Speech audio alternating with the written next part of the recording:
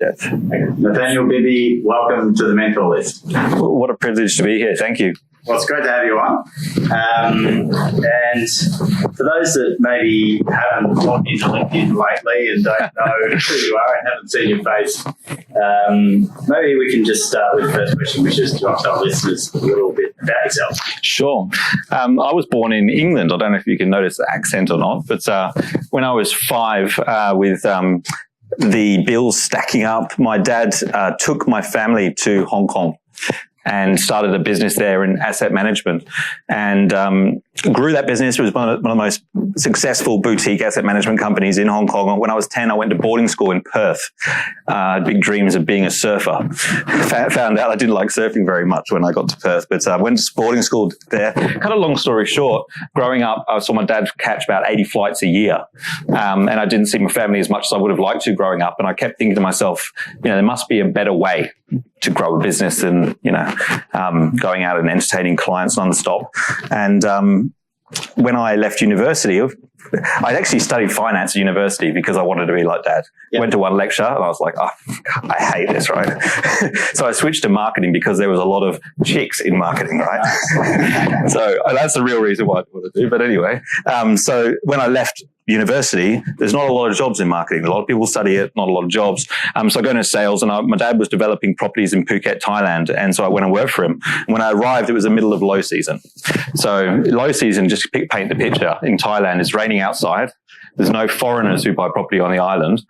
So the only thing that's, could connect you with potential buyers of these luxury villas that we were selling is the internet. I had a computer in front of me. So because I was trying to get sales, my dad hadn't sold a property in 6 months. I learned how to get a website to the top of Google. And by high season, we were getting 10 leads a day. And we sold that project out relatively quickly, 97 villas, did 4 or 5 other projects. And then I was recruited by a company in Hong Kong who learned that I could get real estate sites to the top of Google. And more or less, while I was on the airplane to move to Hong Kong for my new, glorious job with 150 agents, Google updates its algorithm. And all of a sudden, what I was doing not only wouldn't work anymore, but could potentially get you blacklisted off of Google.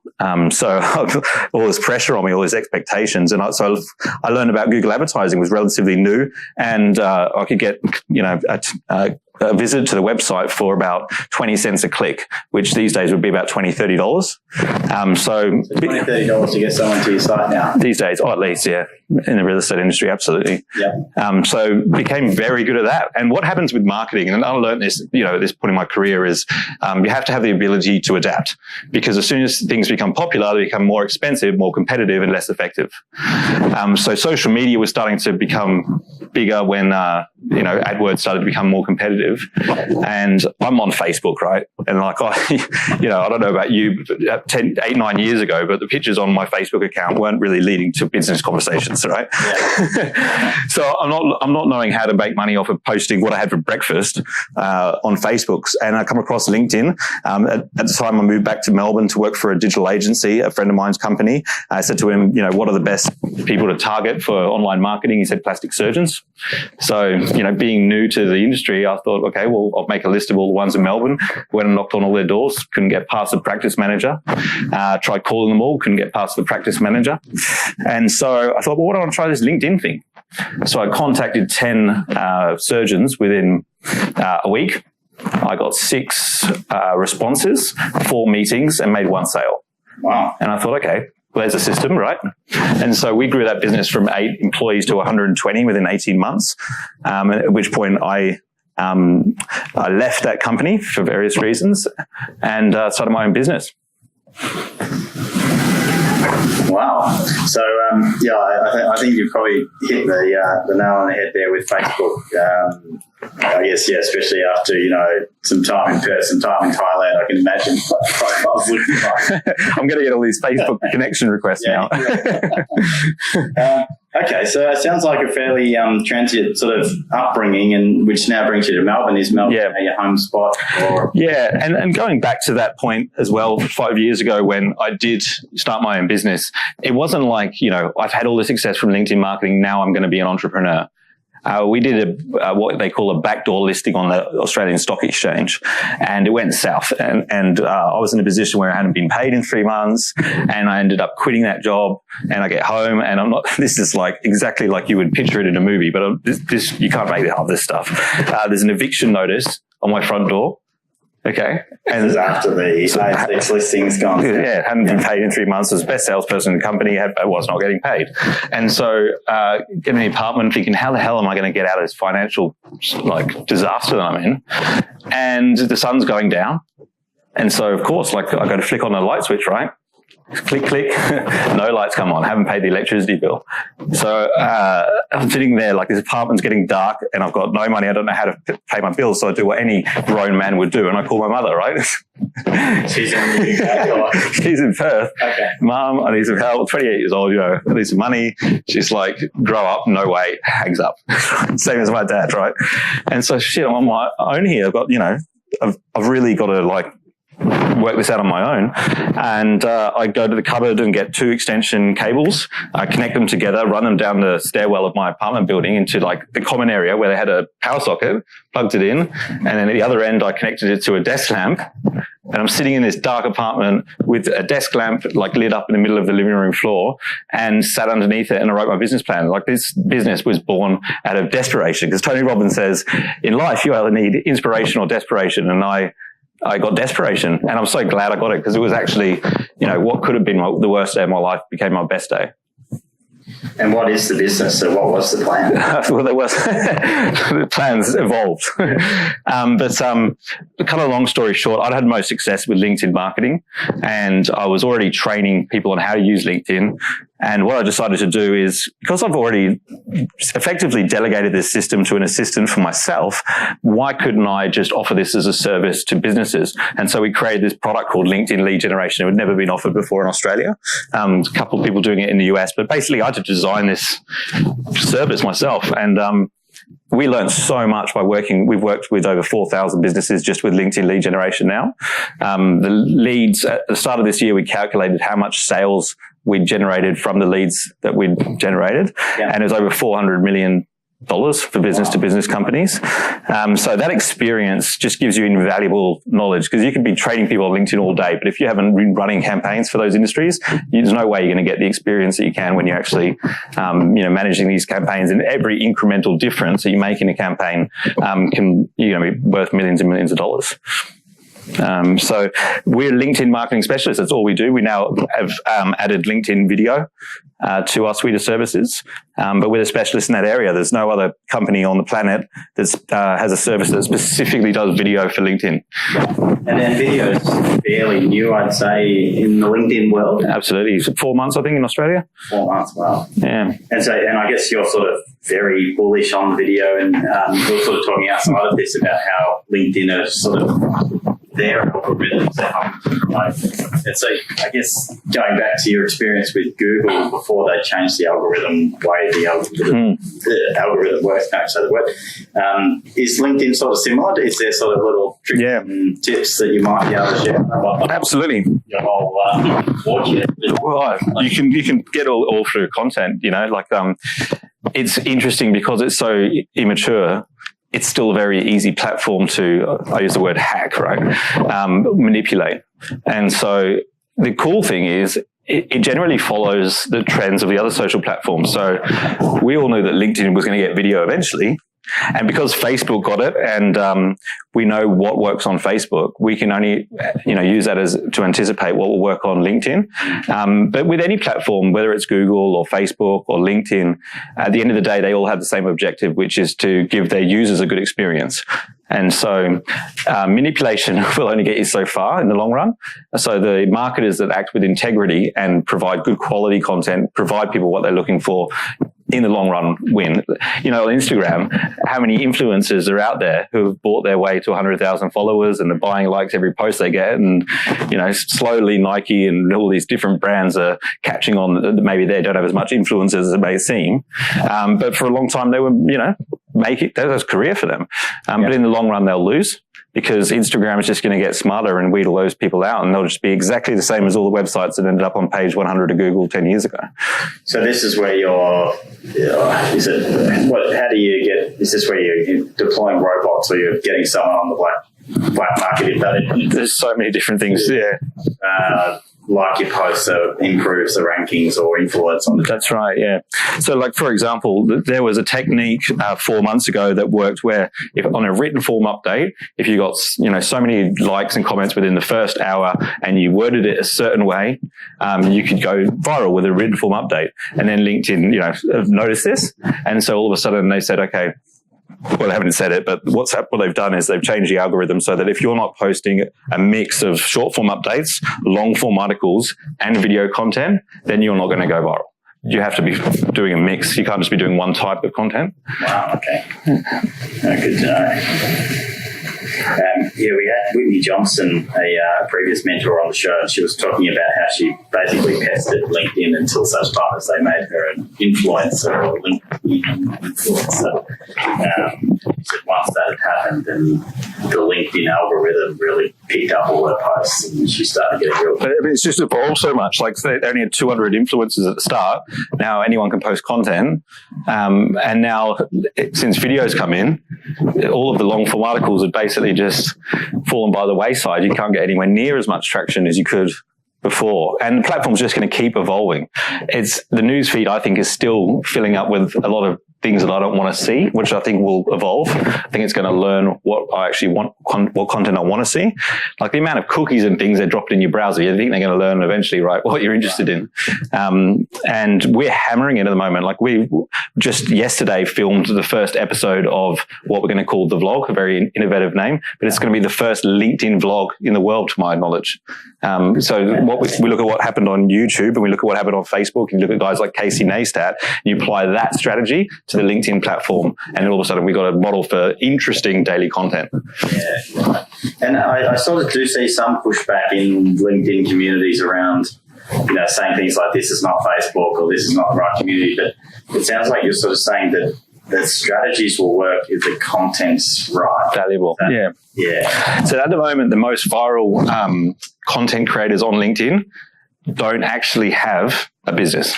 Like they're just startups or, students that, posting funny stuff daily. It has to be daily. I've interviewed a few of them and they all say the same thing. You got to start doing it daily. And I'm like, well, yeah, okay, but you're just doing it in your bedroom with your camera. And I feel like with your phone, sorry, I've got to make it more interesting than that. And that's really all we're doing. We're doing daily content, but there's with some value in it. So there's a message there. Yeah. And then also make it interesting by just sharing like what I'm up to in my day, which, it's been like a massive personal like challenge for me to get over, to be able to share that much of my life. But if we can reach more people, it's worth it. Yeah.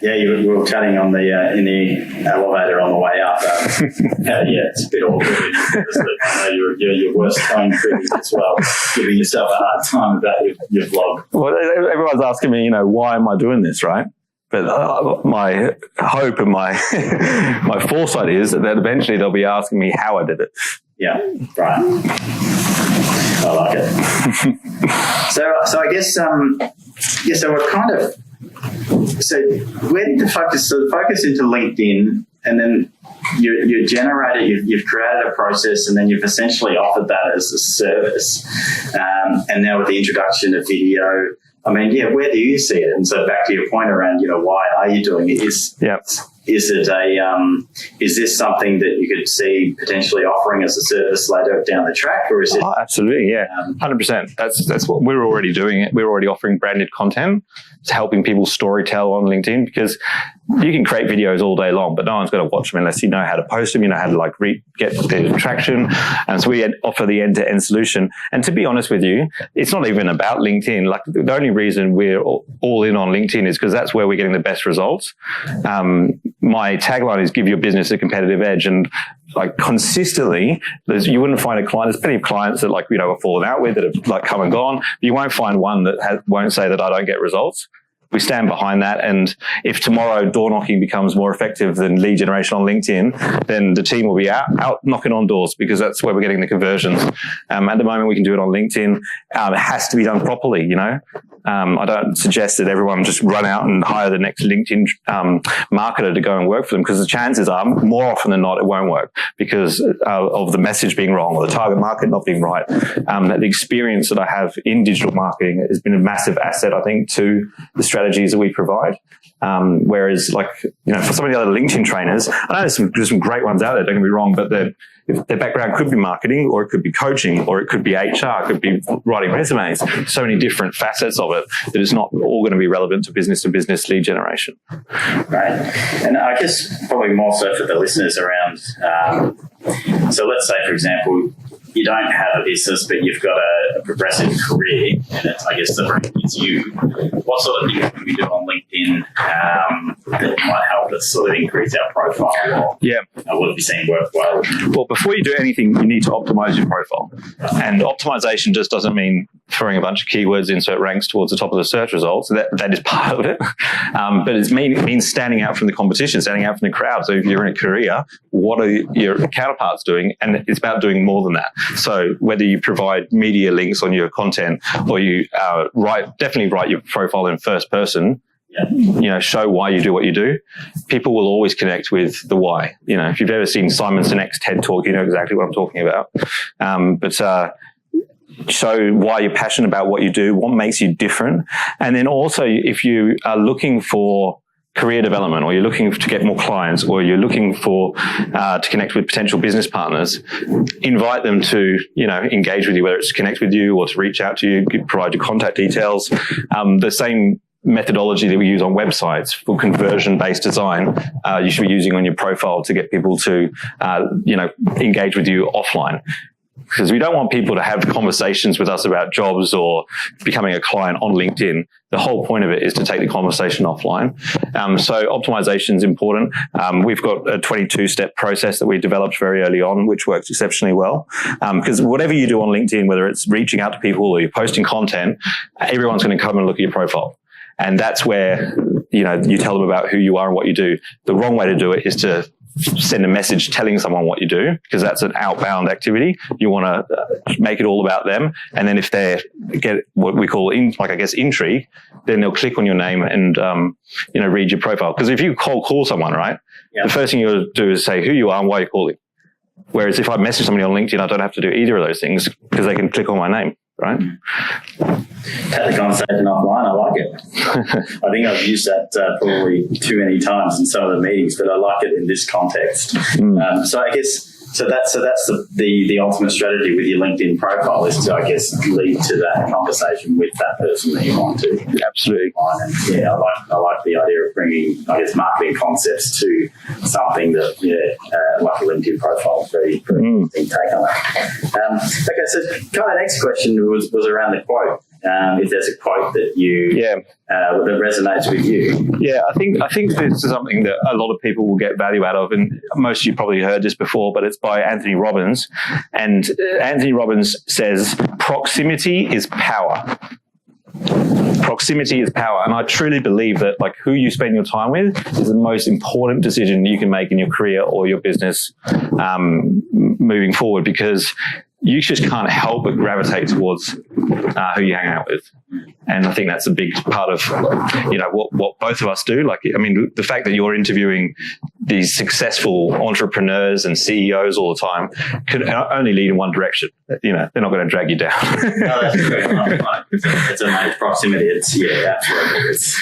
It's amazing what it does just being around those such people. Yeah. And I heard that Robin sort of elaborate on that in other areas around, if you take your net wealth of your 5 closest friends, divided by 5, and that's what you're worth. So I found that really interesting. And he did it again in relationships and lifestyle and all the other aspects of life. But I love that proximity power. So it's good to be in proximity with you. It'll help with my LinkedIn lead generation and entrepreneurism. Yeah. So just the other question. So there's obviously something driving you. Is that playing out in these habits? Like, do you have a daily routine? How are you sort of getting through the day with so much energy and accomplishing so much? So, is there any habits you can recommend? Yeah, absolutely. I mean, the reason I do what I do is going back to the story I told you at the start with growing up and not seeing my family as much as I would like to, is I truly believe that the type of lead generation, the type of networking and the marketing that we're offering allows families to spend more time closer together. And I think that that's so important that I don't even, like, I'm 33 years old. I haven't even taken the time to think about a family of my own yet because this mission is so important to me. But for anyone who's listening that wants to find unstoppable energy, it's find out who you are, what you're passionate about, because you'll just keep going. Like, you can't compete with that. And if you start every single day with gratitude, like you know what I'm talking about, David. Like, if you start your day with gratitude, you just, it's fun. It's not even work. Like, there's something driving you above and beyond dollars in the bank that people are going to find it very hard to compete with. It's like Tony Robbins again. We go back to him again, but like he said, someone sent him a message or something saying, "I'm coming for you, Tony. I'm going to take your spot." And he said, "Good. I encourage you. I'll do whatever I can to support you. But just remember, when you get here, you'll be where I've been." Because he's not going to stop moving, is he? He's not going to stop making progress. Yeah, unstoppable. And I know you had the pleasure of interviewing Dr. John DeMartini recently, so it would have been interesting to hear about his take on gratitude and I guess... that guy's absolutely amazing. If you haven't heard Dr. John DeMartini's work, like, check him out. The guy's truly, like, he's just one of the rare individuals on this earth that can make a big difference in a lot of people's lives. Yeah, big plug for him, because we're chatting in the left about how surprised we are that some people haven't heard of it, which blows me. I got the interview, you got the interview as well. We're like, we made it. This is the big time, I feel acquainted. But maybe we helped and reach a few more people, which is good. That's right. The next question was around advice. So, was there any advice that you received, or any advice that you wish you received, or that you give yourself as you're growing through these different stages? Yeah, absolutely. Look, when I started my business, I didn't have a website. I mean, I didn't even have electricity. And, when I wrote that business plan, the next day I hit the telephones and I get this real estate agent on the other end of the line at 8 a.m. and he said, "Yeah, how can I help you?" And I'm speechless. I have no idea what I'm going to say. I'm taking massive action. And I said, "Can you get your real estate agents into your conference area this afternoon?" He said, "Why on earth would I do that?" And I said, "Well, I'm going to convince them to invest in your brand." And he's like, "I'm curious, they'll be there." It's no joke. So like that afternoon in South Bank, I get to this real estate agency's office. There's 12 salespeople in this conference area. And I pitched this personal branding mega package, which is like a one-page website. If your name is John Smith, you get johnsmith.com.au. You get a Facebook page, you get a LinkedIn profile. It's $2,500. And 8 of them said yes. 6 of them paid on the spot with their credit card. And so we made $15,000 in day one. Wow. And I hear all the time people who are starting businesses, whether they do it on the side or it's like main thing, they're like, I can't speak to anyone about it yet. I don't have a website. I don't have business cards. And the truth is, you don't need a website or business cards. You just need some customers. And I think that people get too wrapped up in their product that they forget who they're serving. And my biggest piece of advice to anyone starting a business is literally fall in love with your customers' needs. Don't fall in love with your product. That is amazing. I'm writing that down. Replicating and duplicating that one. That is, great advice. Next one's just around a book. Was there a book that had an impact on you, or one you could recommend? I know you like Brian Kelly. That one in the mix. Yeah, the one thing, Brian Kelly's a great one. I think one that's probably going to is more relevant today more than ever. And I don't know if I'm allowed to swear, so you're welcome to beat this out. Malcolm Jackson introduced the episode to the listeners. So. Thanks, Malcolm. You can blame me. The Subtle Art of Not Giving a Fuck.